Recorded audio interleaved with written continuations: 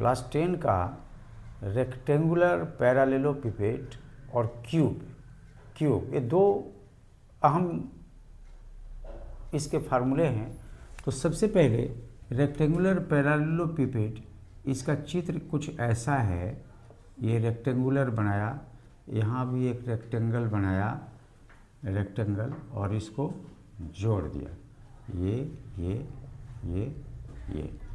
तो सबसे पहले इसका लेंथ है L, ब्रेथ है V, हाइट है H। तो इसका आयतन किसका आयतन? षटफलक का आयतन। षटफलक इसको क्यों कहते हैं? इसके 6 तल है। आयतन इसका होगा L, B, H। घन सेंटीमीटर, घन इकाई लिखते हैं, बाद में मीटर सेंटीमीटर लिखेंगे। आयतन है। उसके बाद में संपूर्ण तल क्या है?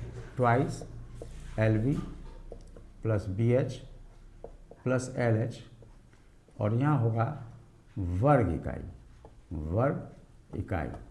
उसके बाद में नंबर 1, नंबर 2, नंबर 3 ये है विकर्ण। यदि बोले निकालने को तो फार्मूला है √L² प्लस V² और प्लस H², और H² ये है H², और यहाँ केवल इकाई। अब यदि इसको क्यूब में बदलते हैं, एक वर्ग ले लिया, इसके बीच में एक और वर्ग ले लिया, और ये मिलाया, क्यूब लेंगे तो इसकी ये है कि भुजा A है, ये भी A है, लंबाई चौड़ाई ऊंचाई सब बराबर हैं, तो बराबर हैं तो इसका आयतन, पहला फार्मूला, इसका आयतन होगा नंबर 1 A³। संपूर्ण तल नंबर 2, संपूर्ण तल इसका होगा 6A²। यहाँ पर घन इकाई, यहाँ पर वर्ग इकाई, और नंबर 3 विकर्ण, इसका विकर्ण होगा √3 × A इकाई। अच्छा, ये हुआ। तो ये हुआ समानांतर षटफलक, ये हुआ घन, दोनों का आयतन, दोनों का संपूर्ण तल और दोनों का विकर्ण, ये बहुत ज़रूरी है सवाल बनाने के लिए। अब हम आते हैं कि नंबर, अच्छा इसको हम पहले मिटा दें, अच्छा अब इसमें याद ये रखना है कि 1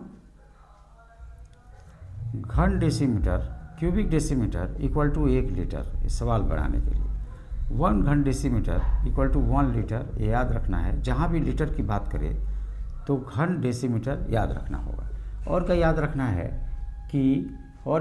है कि किलोमीटर, किलो लीटर लिखते हैं, किलो लीटर को 10 से गुना करने से हेक्टोलीटर को 10 से गुना करने से डेकालीटर,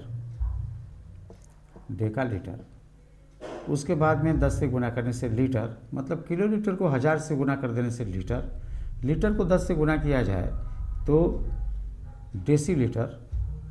इसको याद रखना जरूरी है, डेसीलीटर। उसके बाद डेसीलीटर को 10 से गुना किया जाए सेंटीलीटर, और सेंटीलीटर को 10 से गुना किया जाए तो मिलीलीटर। ये याद करने से इस सवाल को आगे बढ़ाने में और इसको बनाने में सुविधा होगी। अच्छा, उसके बाद एक सवाल हम बताते हैं कि एक आयत घन है, तो अच्छा आयत घन की भुजाओं की संख्या कितनी होती है? आयत घन की भुजाओं की संख्या 4, 4, 8, 9, 10, 11, 12 होती है। साइड कितने होंगे, किनारे इसके कितने होंगे? 12। ये याद रखना जरूरी है।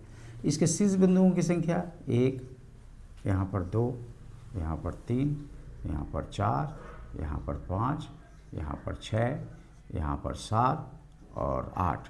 शीर्ष बिंदुओं की संख्या मतलब इसके शीर्ष बिंदु मतलब वर्टेक्स, इसके वर्टेक्स होते हैं, वर्टेक्स साइड माने किनारे, हिंदी में लिख देते हैं किनारे, किनारे 12, इसके वर्टेक्स, वर्टेक्स का मतलब होता है शीर्ष बिंदु, शीर्ष बिंदुओं की संख्या, शीर्ष बिंदुओं की संख्या कितनी होगी, ये हो जाएगा 8।